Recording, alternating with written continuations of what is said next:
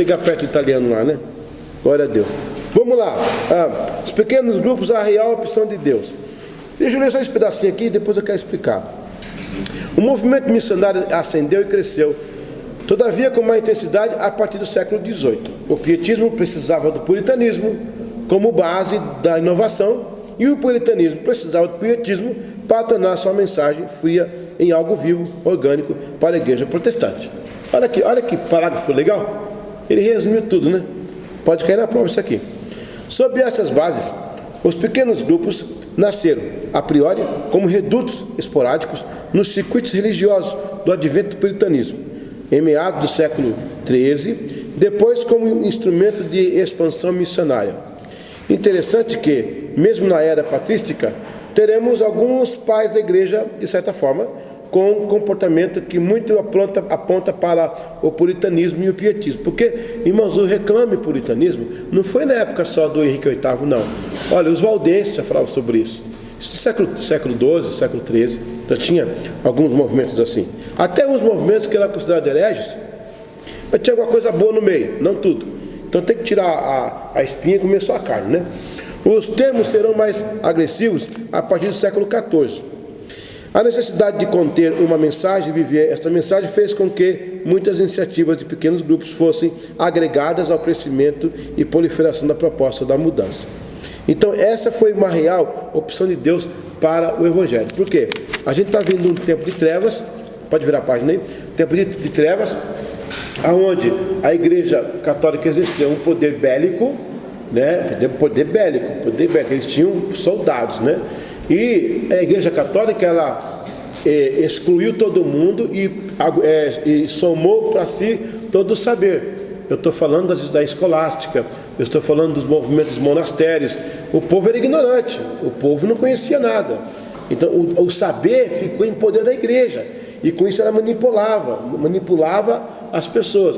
O puritanismo veio para implodir isso, deu uma explosão lá dentro e saiu lá fora. O pietismo vem, abraça e puxa a mensagem. O calvinismo vem e joga as suas ideias, mas o arminianismo vem e separa algumas ideias. Está pegando? E isso numa sequência, um atrás do outro. Não foi um num século e o outro no século que vem ainda. Gente, é muita harmonia. As coisas vieram acontecendo assim de uma forma interessante. Veja que primeiro Deus aviva a Escritura. O primeiro avivamento é das Escrituras. Eu tenho Wycliffe, eu tenho Wessel, eu tenho o Hus, o Jerônimo de Praga. Eles vão vir avivar a Escritura. Não se fala aí em movimento pentecostal. Até pode ter tido algum tipo de manifestação, mas não era o foco. O foco era tirar a igreja do marasmo da Escritura. E estava todo comprometido com as bulas papais, com as teses dos concílios. A indulgência era uma delas. E vários tipos de situação que estava destoando com a palavra de Deus. O Agostinho de Hipona, ele foi pré-socratiano, e ele muito induziu da filosofia grega no Evangelho. Paulo teve que usar alguns termos do grego, e ele teve que colocar então um pouco de tradição grega, de filosofia grega, para o mundo épico entender, mas não era o foco. Eu louvo a Deus porque o Pentateuco é bem antes da Grécia, senão estava hoje com um problema. O Tomás de Aquino, em 1230, ele vem e coloca uma seringa e puxa a filosofia da teologia e libera, aí clareia um pouco mais. 1300 eu tenho o Wycliffe, e aí a coisa começa a andar. O pietismo vem lá em 1600 e já está a Escritura avivada. Eu já tenho Lutero, eu já tenho até eu tenho já o João Ferreira de Almeida, que é o Lutero português, né? Lutero português, 1620, nasceu em Torres de Mangaldo, em Portugal. Estive na casa dele lá, já tomei café e tudo, mas não estava lá. Ele vem e também dá aquela força e dá aquela ajuda. O João Ferreira nunca foi padre. Nunca foi padre. Chamavam-no de padre porque naquela época a nomenclatura do sacerdote não tinha pastor, sacerdote, o padre, o clérigo, o padre. Mas ele nunca nem foi coroinha. Ele foi criado por um tio de Portugal, desde criança, porque foi sem os pais.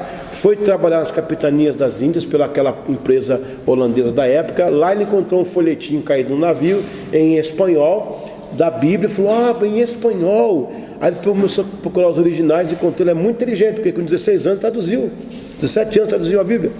E ele foi trabalhar na tradução. Aí ele foi pastor nomeado da igreja holandesa.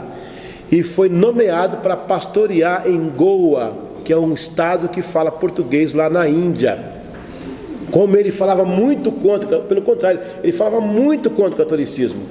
Um dia então conseguiram pegá-lo para matar. E quando foram matá-lo, executá-lo pela glória de Deus e a graça do Senhor, um cavaleiro do rei da Holanda chegou e falou: peraí, João Ferreira de Almeida vai morrer agora. Não, pode parar.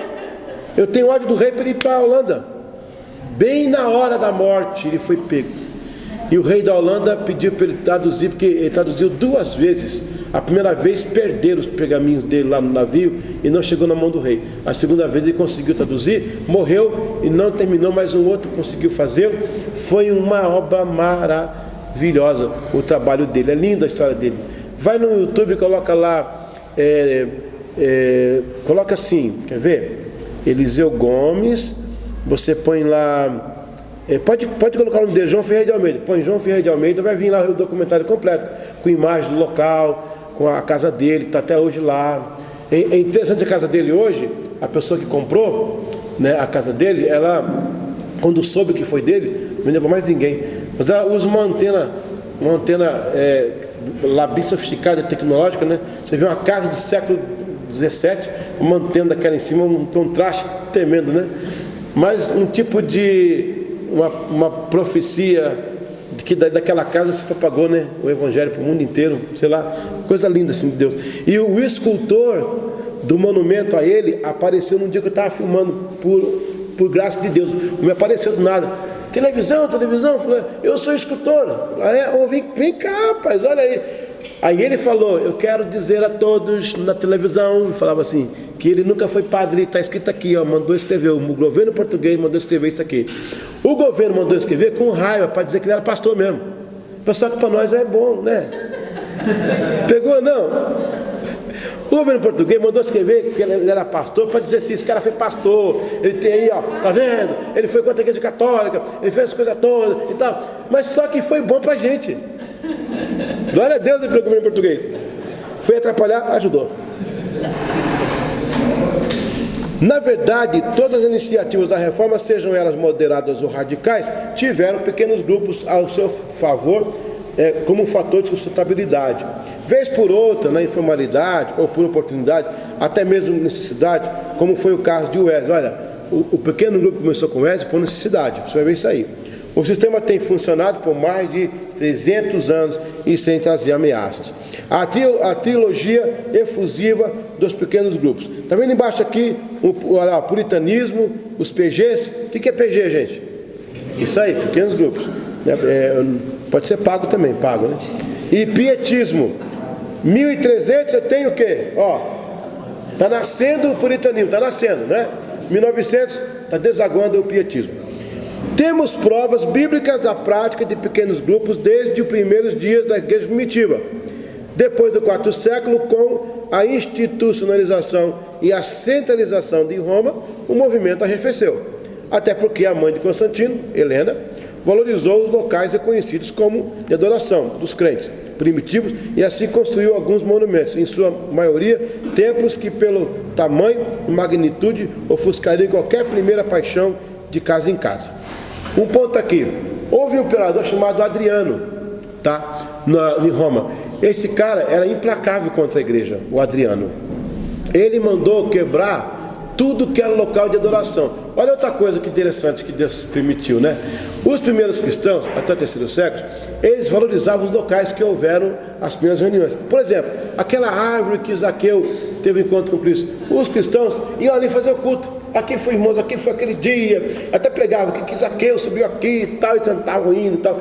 Aí onde nasceu Jesus, lá em Belém, eles faziam também aquela reunião. Acabou que os locais ficaram conhecidos. Quando Adriano assumiu, falou: eu vou quebrar tudo, matar todo mundo. Aí ele pegou, foi tudo que era local de adoração, ele destruiu.